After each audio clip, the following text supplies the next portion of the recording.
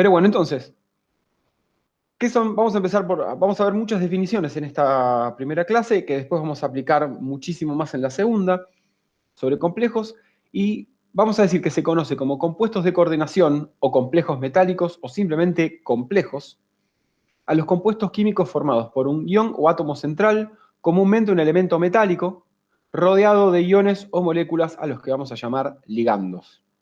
La existencia de los complejos puede ser explicada por reacciones de tipo de neutralización de Lewis, donde entonces el ion central, que usualmente va a tener carga positiva, que habitualmente va a tener orbitales d vacíos capaces de recibir electrones, va a actuar como un ácido de Lewis. ¿Sí? Recuerden que la definición de ácido de Lewis era una sustancia capaz de aceptar electrones en un enlace, mientras que los ligandos usualmente van a presentar pares electrónicos libres que pueden ser compartidos en forma de enlaces covalentes y por ende van a actuar como bases de Lewis. ¿Sí? Y entonces, así como para Lewis, el orbital 1s, en este caso, del protón, es capaz de aceptar a los dos electrones p del amoníaco para formar el amonio, los orbitales d incompletos del cobalto 3+, cuya configuración electrónica externa es 3d6, puede aceptar a los pares de electrones de esta base, que es el amoníaco, de esta base de Lewis, que es el amoníaco, para formar compuestos de coordinación, que en este caso en particular se denomina tetramino cobalto 3. Y ahora vamos a hablar un poquitito de la nomenclatura. ¿Sí? Pero fíjense que la reacción es absolutamente equivalente. Tenemos un ácido, en este caso el cobalto, en este caso el protón, que acepta formar un enlace covalente como consecuencia del enlace entre un orbital libre, el 1s o el 3d, con pares electrónicos libres, en ambos casos electrones 2p.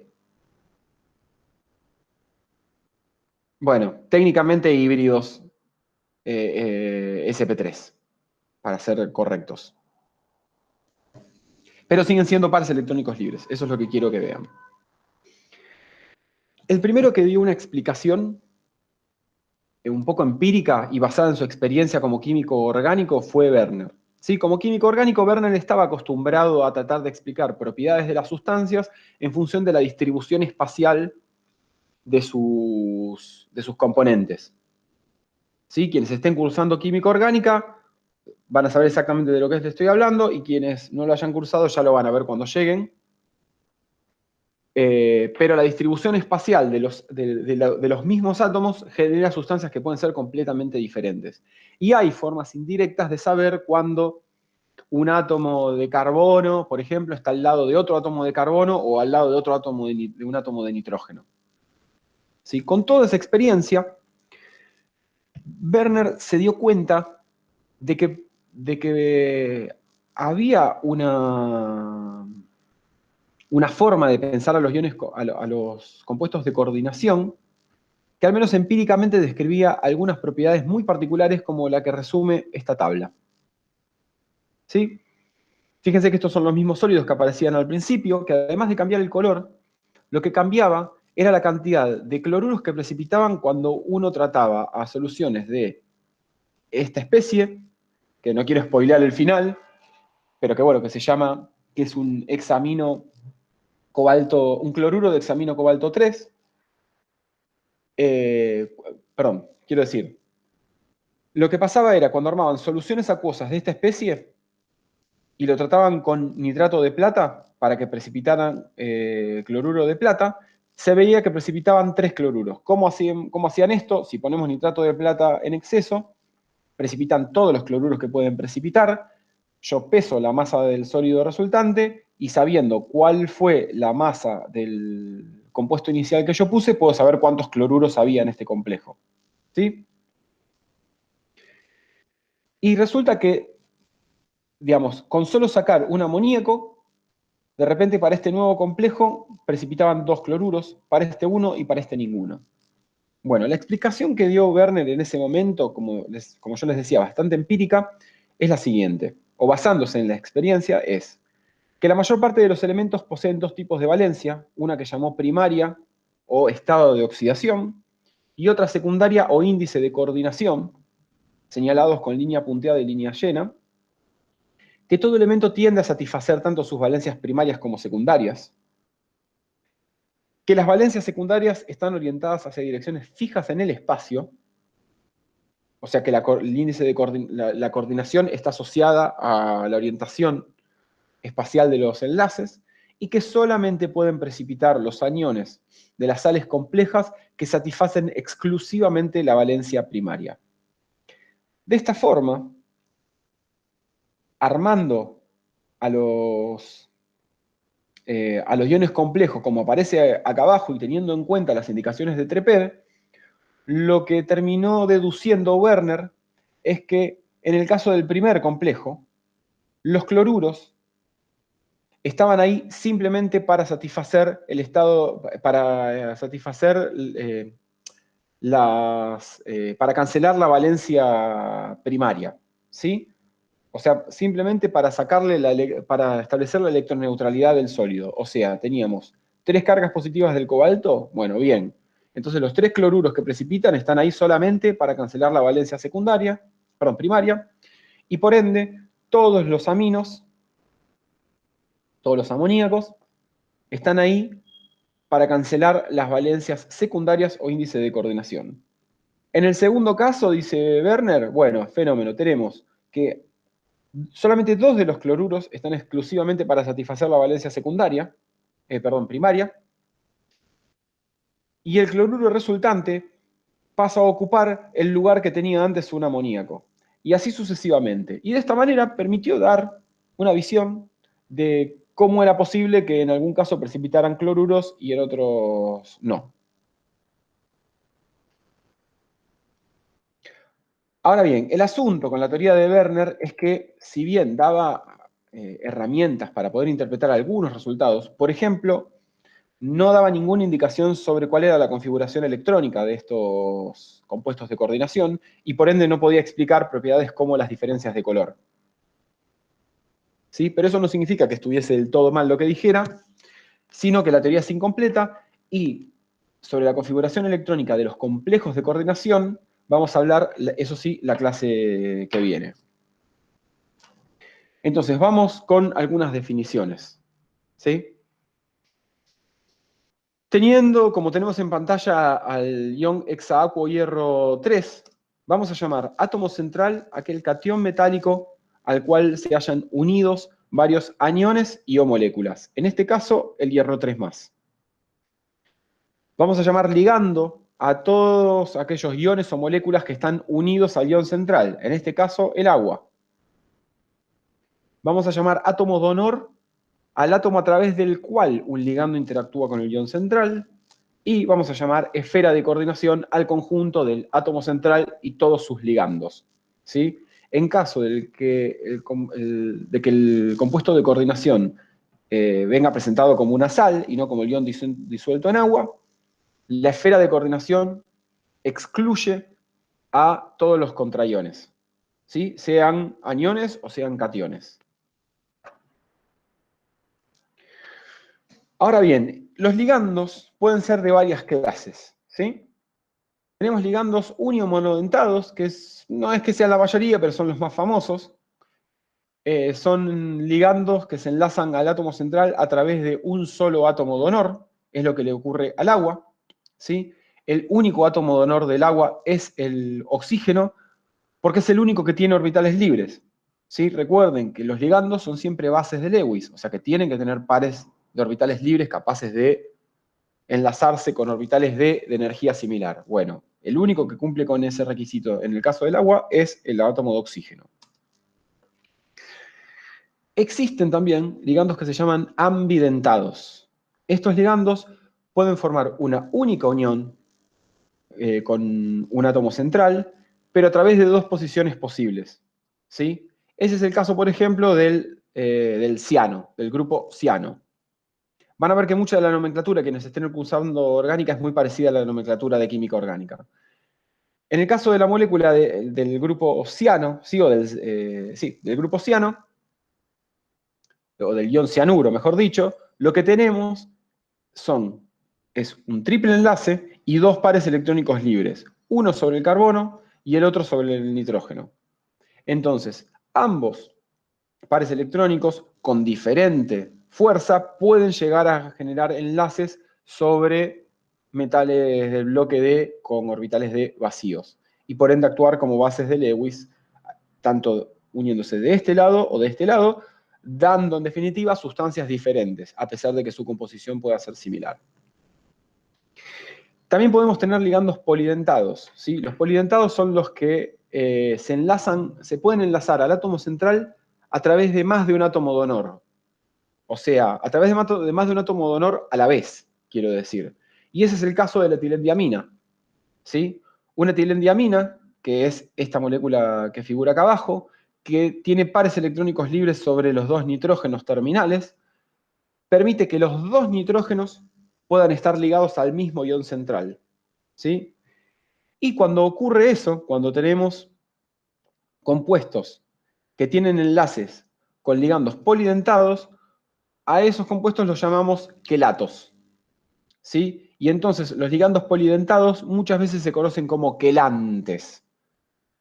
Fíjense que lo que tenemos acá es un compuesto que se llama cloruro de tricetilendiamina cobalto 3, ¿sí? Cobalto más 3, y lo que está unido al cobalto central son 6 grupos amino, ¿sí? Son 6 grupos amino, pero cada par de grupos amino pertenece a una misma etilendiamina, ¿sí? Son en total 3 ligandos, pero que se acomodan de forma tal de formar un octaedro regular alrededor del átomo de cobalto.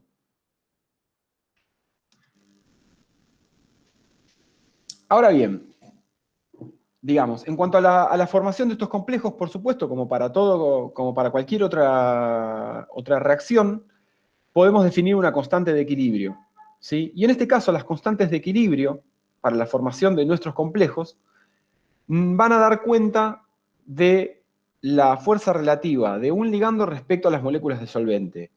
Dicho en otras palabras, lo que quiero que quede claro con esta frase es que no es posible que existan en solución cargas positivas sueltas, ¿sí? Lo vimos también un poco la clase pasada, cuando vimos la disolución del cloruro de sodio, ¿sí? El cloruro de sodio no es que se disuelve en agua y los sodios y los cloruros andan libres así por la vida, sino que están siempre rodeados de una nube de moléculas de agua, por el lado del oxígeno o por el lado de los protones,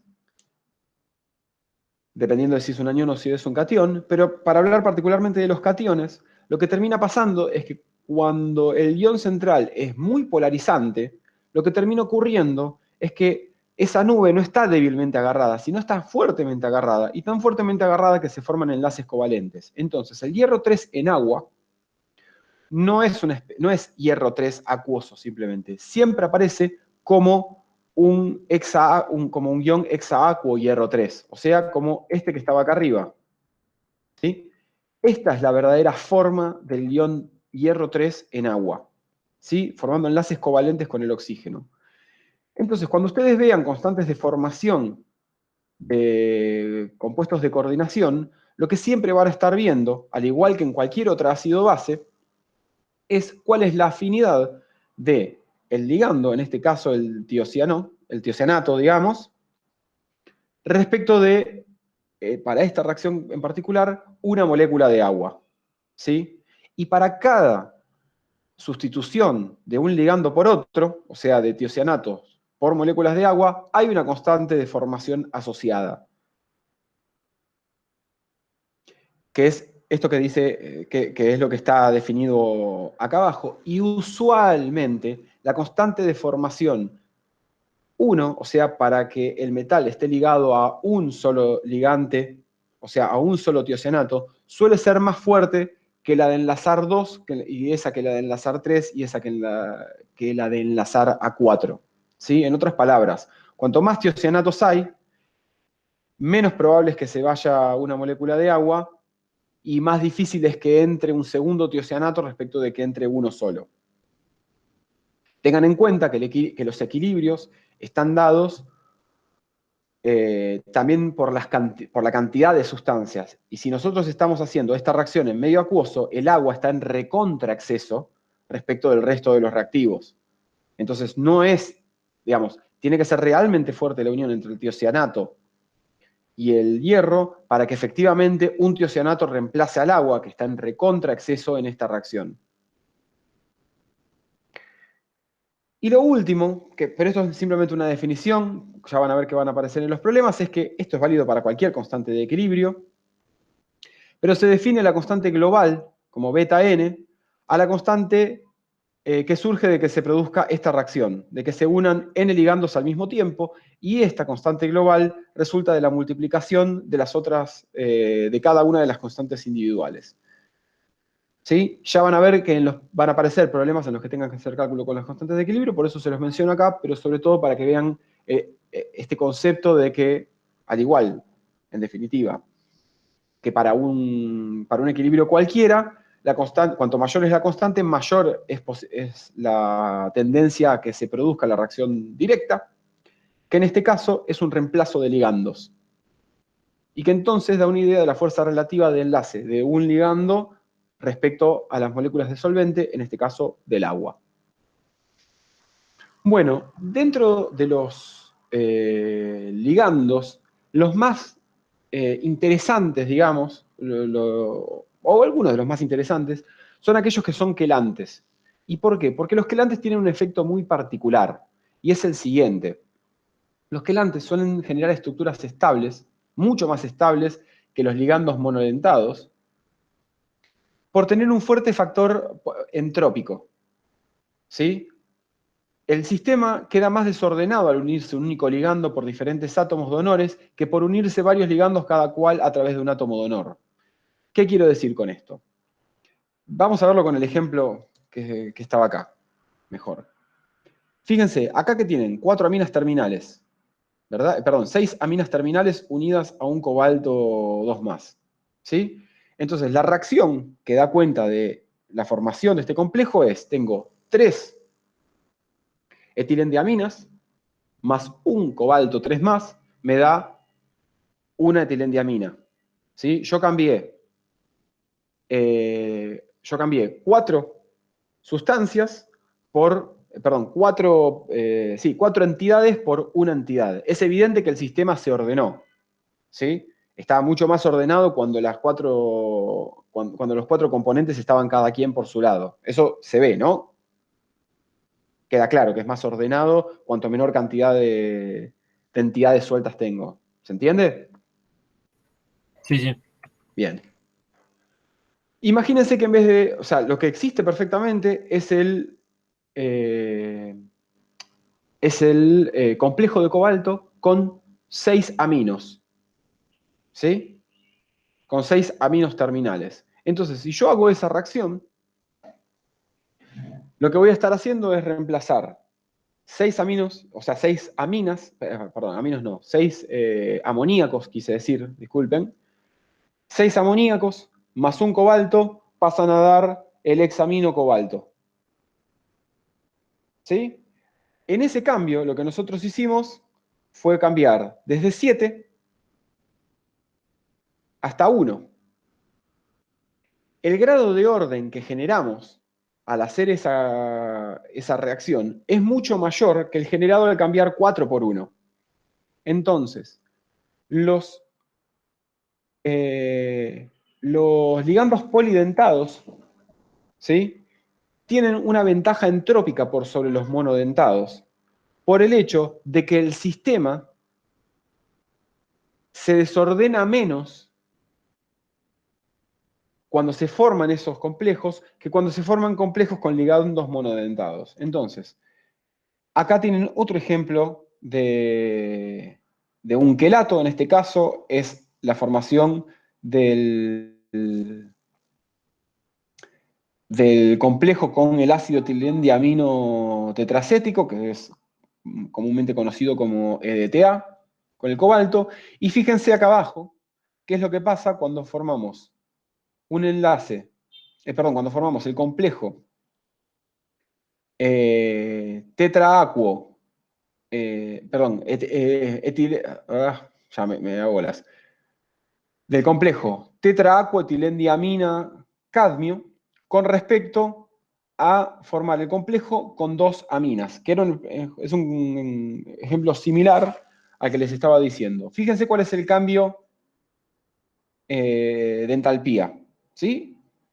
Prácticamente no hay diferencia en el cambio de entalpía para esta reacción, ¿sí? 29,4 kilojoules por mol y menos 29,8 kilojoules por mol. Sin embargo, las constantes de reacción son diferentes, ¿sí? Comparando la deformación de los dos enlaces de la etilendiamina con la formación de los dos enlaces del grupo amino con cada cadmio. Y lo que explica esta diferencia de fuerza de enlace, que es mayor para el caso de la etilendiamina, tiene que ver con la entropía. Fíjense que en este caso la entropía del sistema aumenta, mientras que en este caso la entropía del sistema disminuye. ¿Sí? Esto para que vean de manera cuantitativa algo que estábamos haciendo así un poco con los dedos. Entonces, en definitiva, los quelantes suelen ser, o los ligandos polidentados, suelen formar quelatos y suelen ser sustancias que suelen actuar como secuestrantes de iones en solución, por ejemplo. El EDTA, si ustedes revisan la etiqueta de su shampoo, van a ver que todos los shampoos tienen EDTA. La razón para tener EDTA es que el EDTA compleja, por ejemplo, el calcio, ¿sí? El calcio es una de las sustancias, el calcio 2+, ¿no? El ion calcio, suele estar presente en el agua, sobre todo en las aguas más duras. Los que sean de la provincia de Buenos Aires van a tener generalmente agua más dura que los de la ciudad de Buenos Aires.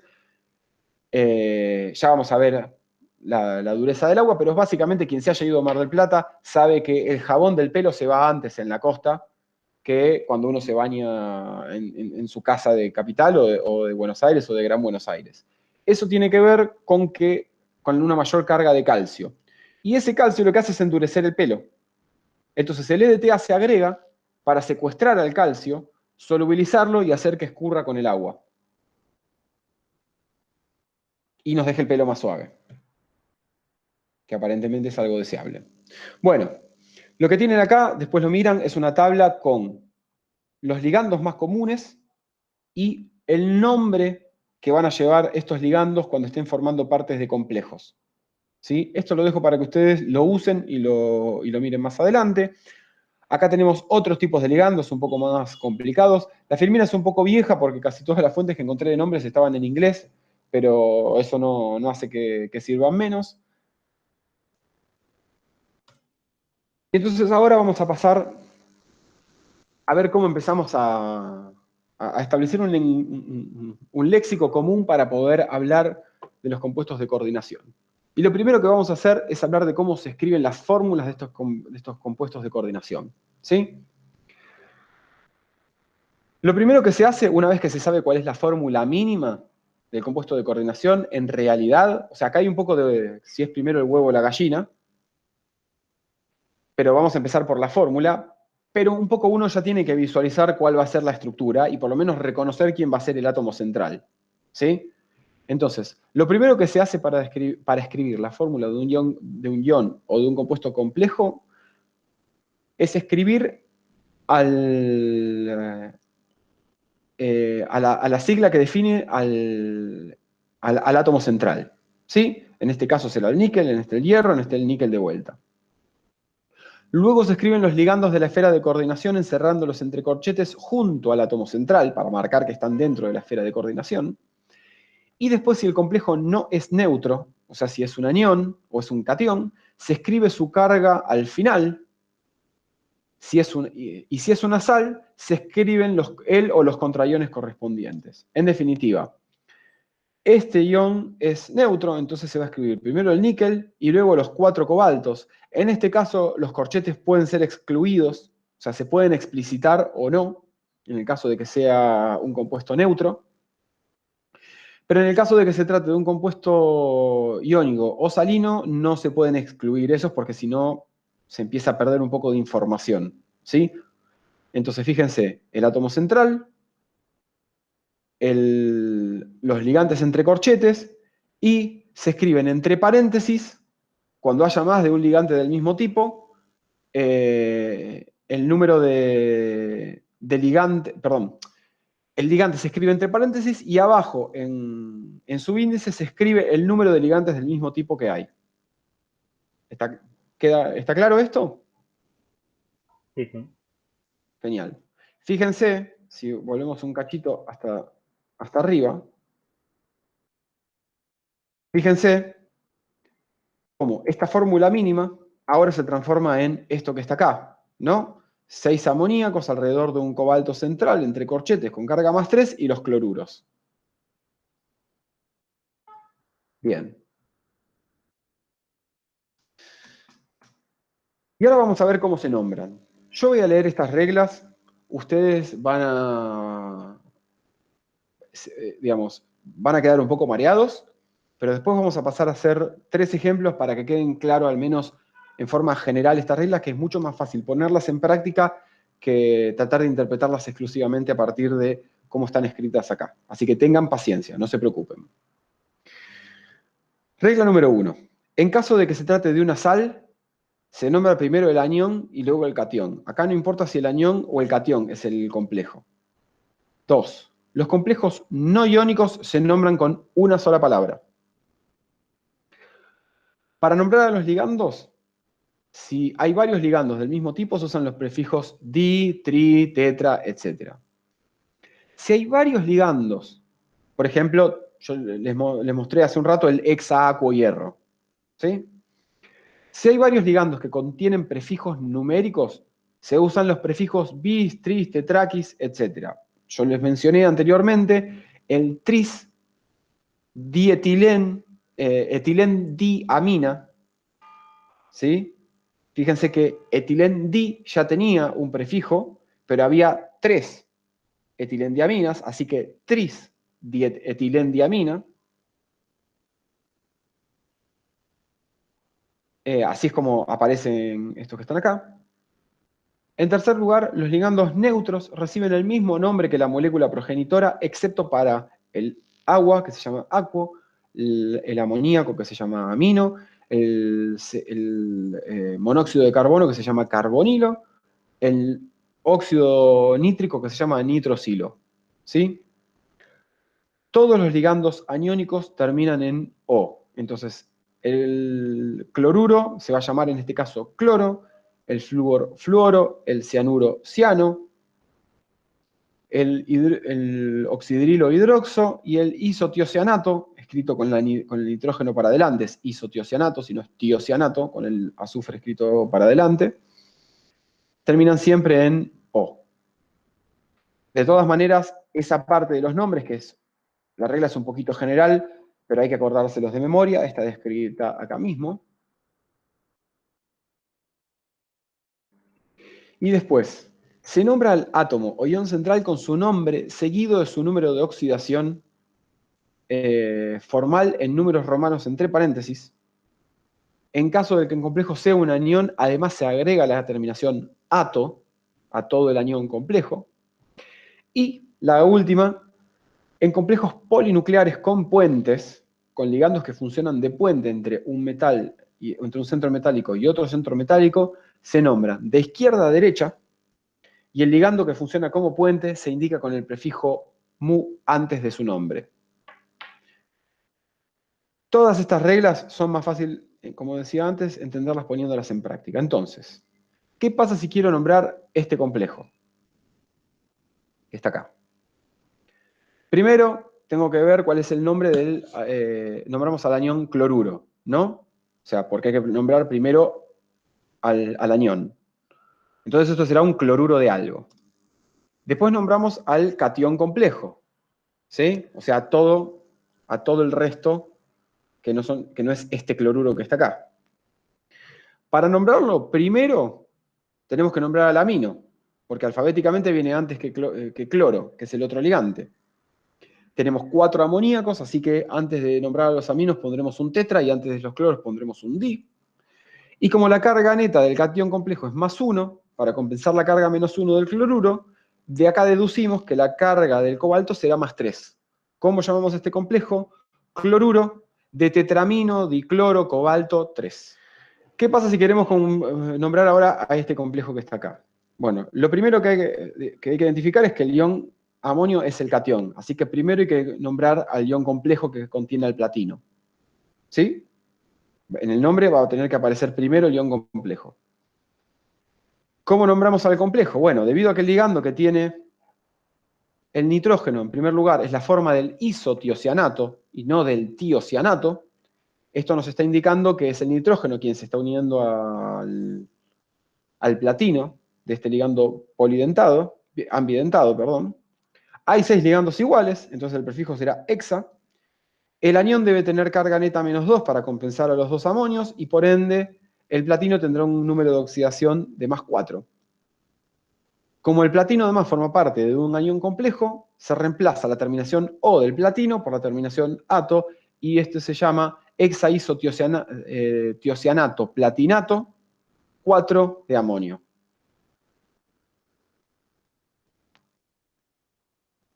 Y por último, vamos a ver un ejemplo con un puente. ¿Sí? En este caso son 3 hidroxos, los puentes. Tenemos compuestos con ligando puente. Hay 3 hidróxidos entre los 2 iones de cobalto. Y estos compuestos se nombran de izquierda a derecha poniendo mu adelante de los ligandos, que funcionan como puente. Fíjense que además de los hidroxos, tenemos aminos. Y en particular, esto es un catión que forma parte, que tiene como contraiones a los nitratos. ¿Sí? Si ustedes se fijan, digamos, es muy difícil, así como está escrito esto, saber cuál es la carga, el número de oxidación de cada uno de estos dos compuestos de cobalto, porque todo el catión tiene que tener carga +3, digamos, podría ser 2 y 4, o 4 y 2, bueno, eso serían indistinguibles, o 5 y 1, pero en este caso, puntualmente, el valor va a ser de 3, y esto se va a llamar nitrato de tetramino cobalto 3, mu trihidroxo tetramino cobalto 3. En cuanto a estructura de los complejos, digamos, la forma de visualizar la estructura de un complejo es exactamente, o mejor dicho, se desprende de la teoría de repulsión de pares electrónicos. ¿Sí? Siempre que es decir, las zonas de alta densidad electrónica alrededor del átomo central, recuerden que los complejos, como los estamos analizando, los podemos siempre pensar como un ion central, usualmente un metal del bloque D para nosotros, no exclusivamente, pero usualmente, va a estar rodeado de especies de ligandos, y esos ligandos van a actuar como bases de Lewis, o sea que van a tener electrones para poder compartir y formar enlaces uniéndose a orbitales libres o desocupados de los átomos centrales, ¿sí? Entonces, estas zonas de elevada densidad electrónica, que son los pares libres alrededor del átomo central, se van a ubicar de manera tal que el ángulo entre sí, porque son como, los podemos analizar, podemos pensarlos como si fuesen esferas cargadas todas negativamente, tratando de maximizar la separación angular alrededor de este núcleo que es esférico, ¿sí? Entonces, al igual que pasaba en la TREPEB, cuando tengamos alrededor del átomo central únicamente 2 zonas de elevada densidad electrónica, formando enlace en este caso, no estamos mirando los pares libres. Acá estamos simplemente viendo la geometría molecular. Tendremos una geometría lineal, entonces en ese primer caso. Cuando tengamos 3 tendremos una geometría trigonal, que deja ángulos de 120 entre cada uno de los enlaces. Cuando tengamos 4 podemos tener una estructura de tipo plano cuadrada o pirámide cuadrada, plano cuadrada o tetraédrica. Con 5 tendremos una pirámide cuadrada, con 6 un octaedro y así. ¿Sí? Hay otras conformaciones, las que yo quiero resaltar y que están resaltadas en esta figura, son la configuración octaédrica, tetraédrica y plano cuadrada. Y las resalto porque son las formas más frecuentes con las que podemos encontrar a complejos digamos, de manera libre. ¿Sí? Bueno, de manera libre y también formando cristales. ¿Sí? Son 4 estructuras muy frecuentes en la naturaleza. Las otras no es que no existan, sino que tienen algún grado de tensión, ¿sí? Y no suelen ser las más preferidas para la naturaleza. Y, por supuesto, va a depender también la geometría molecular de la cantidad de especies de elevada densidad electrónica que haya que acomodar, ¿no es cierto? Lo que quiero que hagan quiero que hagan foco particularmente en qué pasa cuando tenemos 2 estructuras posibles para una misma cantidad de zonas de elevada densidad electrónica. Y lo que vemos es que la TREPEV no nos permite rápidamente justificar por qué, por ejemplo, el diamino dicloroplatino, perdón, tiene una estructura de tipo plana cuadrada, mientras que el tetracarbonilo níquel tiene una estructura de tipo tetraédrica. ¿Sí? No es fácil, por medio de TREPEV, determinar por qué estas 2 estructuras existen de esta manera y no de otra. Eso era un poco lo que le pasaba a la TREPEV, ¿verdad? ¿Se acuerdan que no era predictiva la TREPEV, sino que era explicativa? O sea, permitía explicar cosas que ya se sabía que existían de esa manera. Ustedes no deberían tener en principio problemas si conocen los principios de TREPEV para determinar la la geometría molecular de un compuesto de coordinación, excepto por el ejemplo de los compuestos tetraédricos y planos cuadrados. Pero lo que se da, lo que sucede con los complejos es que su estructura, esto pasa en digamos, esto pasa para toda la química, ¿no? Pero se nota particularmente en los compuestos de coordinación, y es que la estructura de los compuestos influye en las propiedades, ¿sí? Entonces, cuando tenemos 2 especies químicas, o más, que tienen el mismo tipo y número de átomos, pero con diferente disposición espacial de esos átomos, entonces se llaman isómeros, y como dije al principio, los isómeros presentan diferentes propiedades, ¿sí? Es decir, hay compuestos que pueden tener exactamente la misma fórmula molecular, pero la distribución espacial de esos átomos cambia por completo sus propiedades físico-químicas, digamos. Entonces, lo que vamos a ver ahora entonces va a ser distinguir tipos de isomerías que se suceden frecuentemente en el caso de los compuestos de coordinación, y vamos a empezar con los que son isómeros estructurales, ¿sí? Los isómeros estructurales son aquellos compuestos que tienen distinto número y o tipo de enlace, es decir, se conserva la propiedad de que sean compuestos con exactamente la misma cantidad de átomos, pero que se enlazan de manera diferente en el caso del primer ejemplo, ¿sí? Aquellos que son isómeros estructurales de enlace son aquellos en los cuales, por ejemplo, el átomo donor de un ligando ambientado cambia. Entonces el ejemplo que tenemos son estos 2 nitroaminocobaltos, ¿sí? Para nombrarlo correctamente, esto sería un pentamino nitrocobalto 2, ¿sí? Ambos se pueden nombrar de la misma manera, si ustedes lo piensan un poco. La diferencia es que en este compuesto, el átomo que está unido al cobalto central es el átomo de nitrógeno de este ligando, y en este caso es uno de los 2 átomos de oxígeno, ¿sí? Fíjense que en esta molécula, si ustedes hacen la estructura de Lewis, para la molécula libre, se van a dar cuenta que hay pares electrónicos libres tanto sobre el nitrógeno como sobre el oxígeno, así que se trata claramente de un ligando ambientado. Estos 2 complejos no tienen las mismas prioridades, no es lo mismo. Este que está acá, por ejemplo, es un poquito más esférico en su distribución de densidad electrónica que este que está acá, y esto puede tener consecuencias, por ejemplo, a la hora de de que estas sustancias se enlacen a una superficie, ¿sí? Suelen tener consecuencias sobre velocidades de enlace, sobre puntos de ebullición muchas veces, etcétera, etcétera. Pero no vamos a hablar tanto de las propiedades, que es algo de lo cual, digamos, propiedades atadas a isomería se ve muchísimo en química orgánica, así que quienes estén cursando de vuelta estarán muy familiarizados con esto, quienes no ya lo verán. De lo que vamos a hablar sobre todo es de poder identificar, de poder entender que existen los isómeros. Entonces, así como existen los isómeros estructurales de enlace, existen los isómeros estructurales de hidratación, ¿sí? Que son aquellos en los cuales hay diferente posición de las moléculas de agua.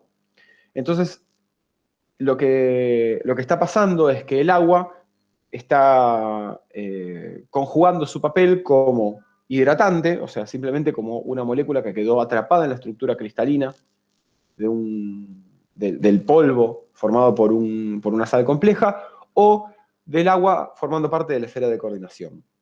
Como ejemplo tenemos estos dos complejos, ¿sí? En un caso se trata del cloruro de hexaacuo cromo 3, ¿sí? Fíjense que las 6 aguas están formando parte de la esfera de coordinación, y en el segundo caso se trata de el pentaacuo cloro cromo, perdón, sí, cromo 3, ¿sí? Con un agua de coordinación.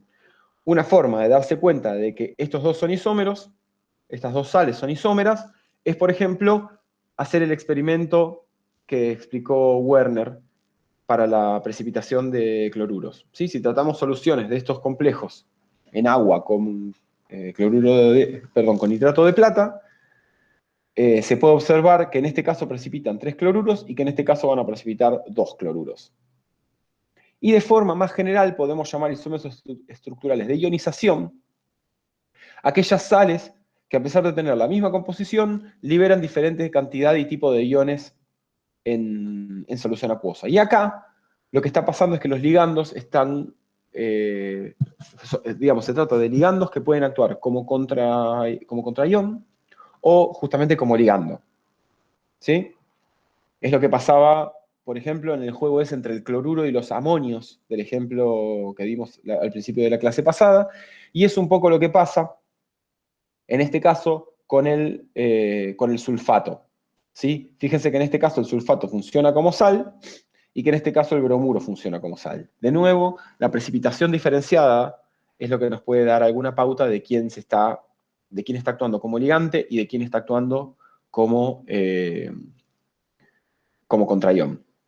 Los que suelen ser más interesantes, sintéticamente hablando, porque además dan una familia mucho más grande de compuestos isoméricos, son los que se denominan estereoisómeros. ¿Sí? Los estereoisómeros tienen el mismo número y tipo de enlaces químicos.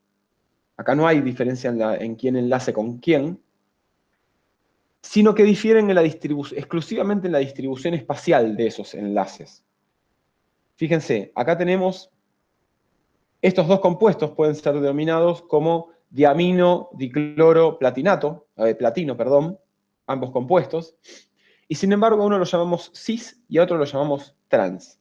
En lo que difieren es que hay al menos un par de ligandos, en este caso vamos a mirar por ejemplo a los amonios, que están en posición contigua. ¿Sí? Esto es un plano cuadrado, y fíjense que en el plano cuadrado los dos amonios son vecinos, y en este caso particular, porque hay dos cloruros, pero podría haber un bromo y un cloro, además los dos cloros son vecinos. ¿Sí? Si acá hubiese un bromo y un cloro, este también sería el compuesto cis. Y en el caso de los compuestos trans se caracterizan porque tienen al menos un par de ligandos iguales que se encuentran en posiciones opuestas respecto del centro de inversión. ¿Sí? Entonces fíjense que acá tenemos la versión trans de este compuesto que es plano cuadrado. En el caso de que se trate de tener 3 ligandos iguales, los nombres son, digamos, el efecto es parecido, solo que con el agrupamiento de de los tres ligandos que son equivalentes, da lo mismo lo que haya en estas regiones. Entonces vamos a llamar isómeros de tipo FAC, y esto es algo que aparece antes del nombre, ¿sí? O sea, perdón, retomo el ejemplo del platino. Esta especie entonces ahora va a ser llamada cis diamino dicloroplatino, y esta trans diamino dicloroplatino.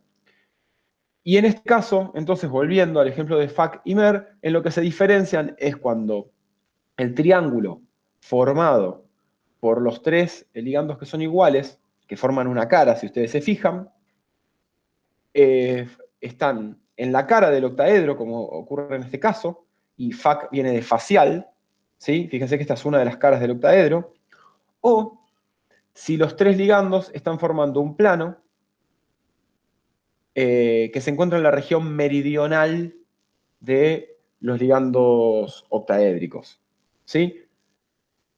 Ante la pregunta que suele surgir de si puede haber cis o trans en compuestos que sean octaédricos, la respuesta es que sí, y ahora vamos a ver un ejemplo que van a al que se van a enfrentar ustedes para resolver alguna pregunta. Los enantiómeros o los isómeros ópticos se definen por ser imágenes especulares no superponibles, ¿sí? Esto, ¿cómo se conjuga con el hecho de tener diferentes ligandos alrededor de un átomo central? Bueno, antes de visualizar eso, les voy a pedir que pongan la palma de su mano adelante de su cara, digamos, a la altura de su cara, que después pongan la palma de la otra mano, ¿sí? Así enfrentadas, y ahora traten de superponer exactamente una mano con la otra, ¿sí? Como, tipo, por ejemplo, haciendo esto, haciendo esto, haciendo esto. Intenten ver si las manos quedan completamente, digamos, si al superponer las manos, que son imágenes especulares, en cada una de las caras, tengan en cuenta que las manos son tridimensionales, no son un plano, es posible hacerlo de manera tal de que en cada lado quede exactamente la misma parte de la mano. ¿Sí? Tómense 10 segundos para hacer esto así, total no los ve nadie. Las manos son imágenes especulares no superponibles. Y este mismo efecto puede ocurrir con los compuestos de coordinación, ¿sí? No solo con los compuestos de coordinación, ya se dieron cuenta que hay hasta manos, que son imágenes especulares no superponibles, pero en el caso de los compuestos de coordinación, esto lo que genera son isómeros, por supuesto, pero el asunto es que estas imágenes especulares no superponibles, a las que llamamos sustancias quirales, ¿sí? Que son aquellas que no presentan centro de simetría. Acá no hay ningún centro de simetría, no hay digamos, es una estructura que no tiene un solo elemento de simetría. No hay ni plano de reflexión, no hay giro sobre un eje que me permita recuperar la misma molécula cuando lo hago girar, etcétera, etcétera. ¿Sí? Todas las sustancias que tengan esta propiedad son quirales y pueden presentar isómeros ópticos o enantiómeros, ¿sí? ¿Cómo me doy cuenta que no tiene elementos de simetría? Trato de buscar los elementos de simetría y no los encuentro. Es medio complicado porque, digamos, siempre es complicado decir que algo no existe, ¿sí? Es muy difícil justificar que algo no existe, porque uno siempre puede haber estado buscando poco, pero esa es la forma de hacerlo con esto. Ahora bien, estos enantiómeros tardaron muchísimo tiempo en encontrarse, y esto como dato de color, pero relevante, es que lo que generaban era algo tan extraño como como que sus soluciones permitían cambiar la polarización de la luz. ¿Sí? ¿Qué es la polarización de la luz? Para decirlo de manera no del todo correcta, pero sencilla, la luz cuando viene del sol o de una lamparita, ¿sí? El haz de luz tiene la misma cantidad de luz en todas las direcciones. ¿Sí? Si nosotros tenemos un foco que viene, no sé, de manera cilíndrica, ¿sí?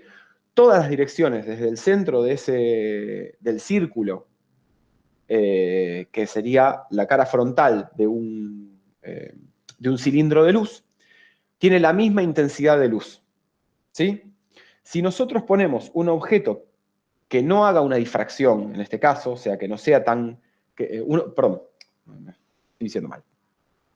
Si nosotros, sobre el paso de la luz, ponemos un obstáculo que permita, que restrinja la cantidad de luz que pasa, pero sin llegar a una difracción, lo que va a pasar, como explica esta figura, es que en vez de pasar intensidad de luz en todas las direcciones, va a pasar intensidad de luz solamente en un plano paralelo a las separaciones oscuras, ¿sí? Esto es lo que pasa, por ejemplo, con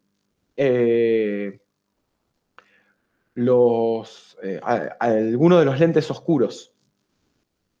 ¿Sí? Los lentes oscuros muchas veces lo que hacen es tener líneas muy cerquita una de las otras, de manera tal que entonces la reducción de la luz no es porque se reduce la luz en todas las direcciones, sino porque se limita a que pase la luz solamente en un plano. Eso hace que la radiación total que nos llega a los ojos no sea la misma. Entonces, esta polarización de la luz, nosotros la podemos decidir con un filtro polarizante a la salida del haz, y al atravesar una solución de una sustancia quiral, lo que terminaban produciendo era que la polarización de salida estuviera girada respecto de la polarización de entrada. Un efecto rarísimo, difícil de explicar, como verán, por lo menos así, sin hacer algo en el laboratorio. Y para analizar cuál era la polarización, lo que se usaba era, en vez de un filtro polarizante que estuviera fijo, un filtro polarizante que fuera móvil y al que se va moviendo hasta que detectamos que nos llega luz al ojo. ¿Sí? Después busquen sobre polarización, es también, digamos, la diferencia de polarizaciones en lo que se basa a veces la tecnología 3D del cine. Pero bueno, más allá de esto, estas sustancias tenían esta propiedad rarísima, que fue la que permitió encontrarlas. Y más adelante, de hecho, digamos, esta propiedad que es muy rara desde el punto de vista químico y que parece no tener mucha utilidad, desde el punto de vista biológico es fundamental distinguirla, ¿sí? No es lo mismo tener un compuesto, un enantiómero, que gire la luz hacia la derecha, que el enantiómero que gire la luz a la izquierda, ¿sí? Químicamente, digamos, para la mayor parte de las reacciones químicas no hay ninguna diferencia, ¿sí? Digamos, por lo menos en compuestos simples como los que acabamos de ver, prácticamente no hay diferencia entre tener el compuesto levógiro, o sea, el que gira la luz hacia la izquierda, o dextrógiro, el que gira la luz hacia la derecha. Pero biológicamente esto es fundamental, ¿sí? Muchas de las moléculas que pueden llegar a tener enantiómeros levo y dextrógiros suelen tener efectos completamente diferentes cuando, por ejemplo, interactúan con proteínas del cuerpo. Tanto es así que hay sustancias que en un caso pueden ser beneficiosas y en otro caso pueden directamente aniquilarnos. Así, directamente. Pero bueno, esto es un dato de color. Lo que sí es importante es que tengan en cuenta cuál es la propiedad que distingue a dos enantiómeros. Y por último, que tengan en cuenta que aquellas muestras que tienen 50% de la especie que gira la luz a la izquierda y 50% de la que gira la luz a la derecha, no rotan el plano de polarización porque los efectos se compensan y a esto se le llama una mezcla racémica. ¿Sí? La diferencia entre... bueno, eso, y es una mezcla racémica. Bueno, ya hablamos entonces de la isomería. Van a ver que hay un montón de ejercicios de isomería en la práctica, hay varios ejercicios por lo menos. Y ahora vamos a volver a hablar un poquitito de la interacción de la materia y la luz. Lo vamos a pasar un poco más rápido que como lo vimos para los átomos, porque ustedes ya saben algo de esto, y me interesa hacer foco en algo, en una particularidad, digamos, en cómo es la interacción con la luz cuando no tenemos un gas calentado que emite, sino que tenemos una solución acuosa que recibe luz y deja pasar parte de la luz, ¿sí? Esto que está acá es un recordatorio de lo que habíamos visto, y es que la porción visible del espectro electromagnético, conocido como luz blanca, puede separarse en sus colores componentes. Lo muestro, el efecto, para la luz blanca, porque es algo archiconocido por todos ustedes, porque cualquiera experimentó el arco iris alguna vez en su vida, porque capaz alguno recuerda algo de alguna clase de física, además, pero este efecto es válido para todo el arco electromagnético, ¿sí? Eso solamente como aclaración. Y habíamos visto que Newton había armado, dándose cuenta de que los prismas podían separar a la luz en colores componentes, había armado de manera muy sencilla un círculo cromático, al cual él no le puso las longitudes de onda porque no tenía ni idea de que existían longitudes de onda en ese momento para explicar al fenómeno de la luz. Eso fue posterior. pero él sí se dio cuenta de que habían colores que eran complementarios, y los llamó complementarios porque si sumábamos los colores que están puestos de manera enfrentada en este círculo, lo que obteníamos era luz blanca de vuelta. ¿Sí? Y haciendo uso de esta herramienta más o menos sencilla, nosotros estuvimos hablando en la segunda clase, perdón, sobre cómo los colores, o dicho de otra manera, digamos, la longitud de onda de los fotones emitidos por un gas calentado, nos daban una idea, nos permitían obtener información sobre la estructura electrónica de los átomos. ¿Sí? Bueno, resulta que los colores, o la espectroscopía, para hablar ya de forma más general, nos permite obtener información sobre la estructura electrónica de las moléculas también, ¿sí? Y de los compuestos de coordinación, por supuesto. En este caso, esta propiedad se va a manifestar de forma diferente, porque imagínense, ustedes ponen un compuesto de coordinación que tiene carbonos, nitrógenos, oxígenos y demás como constituyente de los ligandos, lo calientan. Lo que va a pasar con mayor probabilidad no es que pasen a un estado excitado gracias al calor y entonces se emitan, sino que directamente se quemen. Entonces esta no es una buena forma de hacer uso de la interacción con la luz. La forma más habitual de interactuar con los compuestos de coordinación es en solución acuosa, o por lo menos la primera que existió, porque ahora la química de los compuestos de coordinación es complejísima. Pero lo que pasa es que si nosotros disolvemos una sal de un compuesto de coordinación en agua, que tenga color, ¿sí? Lo que vamos a ver es que la solución acuosa se tiñe de ese color, más o menos. A veces hay una pequeña variación, pero si el polvo es violeta, la solución va a ser violeta. Entonces, ¿cómo obtenemos información de esto? Bueno, claramente, en este caso, en vez de generar la excitación a través del calentamiento, la vamos a generar haciendo incidir luz. Entonces, si hacemos incidir a la luz blanca, o sea, aquella que contiene todos los colores, por una solución que es de color azul, ¿sí? Lo que es de color azul es el haz transmitido. Es aquello que todo lo que está acá adentro dejó pasar sin tocar, ¿sí? Y es lo que resume un poco esta ecuación. La energía, ¿sí?, de la luz incidente, ¿sí?, es igual a la energía de la luz transmitida más la energía de la luz absorbida. He dicho en otras palabras, una solución va a absorber algunos colores, o sea, va a absorber luz de determinada longitud de onda, o va a absorber luz de determinada energía, y va a dejar pasar luz que tenga en rangos de energías diferentes a la absorbida, y que por lo tanto van a pertenecer a colores diferentes. Para poner un ejemplo, esta solución, ¿sí?, que se ve azul a nuestros ojos, es una solución que absorbió todo el color naranja. ¿Sí? Recuerden, el naranja es el complementario del azul. Entonces, si la vemos azul, en este caso, al irradiarla con la luz blanca, es porque absorbió todo el naranja y dejó pasar al azul. Entonces, uno se puede preguntar ya casi filosóficamente si el yin es azul o es naranja. ¿Cuál es la verdadera propiedad de un yin azul?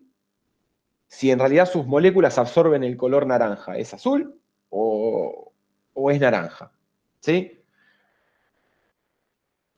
Ahora bien, nosotros ya habíamos visto cómo interactuaba, digamos, cómo se obtenían los espectros de emisión de un átomo, y ahora la idea es resumir en esta figura un poco lo que dijimos en la anterior. Cuando nosotros hacemos este experimento de irradiar con luz blanca, lo que estamos haciendo es irradiar a un sistema, a un complejo que tiene una configuración electrónica que, para este caso, no nos interesa cuál es precisamente, pero que siempre va a tener un último orbital ocupado y un primer orbital desocupado, entre los cuales se va a dar la transición electrónica de menor energía posible. ¿Sí? Cuando irradiamos con la luz blanca, entonces, como decía, lo que va a pasar es que alguna de todas esas longitudes de onda de la luz blanca va a poder ser absorbida, o sea, va a tener exactamente esta distancia en energía. ¿Sí? Vamos a suponer que en nuestro ejemplo, la que es absorbida es la luz naranja. ¿Sí? Entonces, la luz naranja, sea luz entre 580 y 680 nanómetros. ¿Sí? Ahora, esta especie va a estar en un estado excitado, ¿sí? Bueno, perdón. Por supuesto, al absorber la luz naranja, va a transmitir el resto de la luz que no sea absorbida, ¿sí? Recuerden que los niveles de energía de los átomos y de las moléculas están todos cuantizados, así que algunos niveles son permitidos y otros no. El permitido tiene una diferencia de energía con el último ocupado. El primer permitido desocupado tiene una diferencia de energía con el último ocupado, que corresponde al color naranja, y por ende pasa al color azul, ¿sí? Ahora, esta especie está en un estado excitado, no está en su estado fundamental a la temperatura en la que estemos haciendo el experimento. Y va a tender a descargar esa energía para retornar a este estado inicial. Esto lo puede hacer por tres vías, básicamente. Decaimiento radiativo, ¿sí? O sea, cae y emite un fotón de la misma energía que absorbió, o sea, emite un fotón naranja. Decaimiento no radiativo, o sea, a través de vibraciones, choques con otras moléculas, puede descargar todo esto en forma de pequeños intercambios de calor. O por fluorescencia, que esto ocurre cuando la molécula tiene un nivel de energía permitido, pero al que solo se puede acceder desde el nivel superior. Y entonces, al decaimiento no radiativo hasta este nivel, digamos, la molécula decae de manera no radiactiva hasta este nivel, y de este nivel emite un fotón que va a tener, por supuesto, menor energía que el fotón que absorbió, ¿sí? Y a esto es al fenómeno que se conoce como fluorescencia. El asunto es que para la mayor parte de las sustancias, en su mayoría, el fenómeno de emisión radiativa es muy poco probable, ¿sí? No es, o sea, puede ocurrir, pero tiene muy baja probabilidad de que ocurra. Y el fenómeno de fluorescencia solo se da con alguna probabilidad en sustancias, en algunas sustancias, ¿sí? Es decir, el fenómeno de decaimiento radiativo es el más probable, y usualmente lo que ocurre es que estos tres fenómenos están presentes al mismo tiempo en diferente proporción. Entonces puede ser que haya un poquito de recombinación, o sea, de decaimiento radiativo, puede ser que haya un poquito de fluorescencia, pero este suele ser en general el paso principal, ¿sí? Entonces, para volver al ejemplo del yin y la pregunta de, bueno, si se pueden emitir fotones de luz naranja, ¿por qué mi yin se sigue viendo azul? La respuesta es que cuando se absorbe luz, porque nuestro yin es naranja, en realidad, ¿sí? O mejor dicho, absorbe la luz naranja y deja pasar la luz azul, toda la energía contenida ahora en las moléculas del colorante de nuestro yin van a empezar esas moléculas en estado excitado van a vibrar, van a chocar las ondas con las otras, van a chocar con la tela, van a chocar con nuestra propia piel o contra las moléculas de aire, y van a descargar energía hasta que en definitiva lo que va a pasar es que nos van a dar calor, ¿sí? Esta es la razón por la cual los jeans negros, o sea que absorben toda la luz blanca, son más calurosos que los jeans blancos, o sea, aquellos que no absorben de ninguna manera la luz blanca, ¿sí? Los jeans blancos reflejan toda la luz y los jeans negros absorben toda la luz. Por eso los jeans que más usamos, que son los azules, suelen ser calurosos también, ¿sí? Absorben solamente la luz naranja, que además no es de la más energética de todas, es relativamente poco energética, y dejan pasar la luz más energética, ¿sí? Sí. Bien. Bueno. Ahora bien, teniendo esto en mente y teniendo en mente que entonces la estructura electrónica es la que nos va a permitir entender por qué se absorbe tal o cual longitud de onda y que eso es una huella digital que distingue a un complejo del otro, es importante entonces poder entender cómo hacemos nosotros para modelar la configuración electrónica de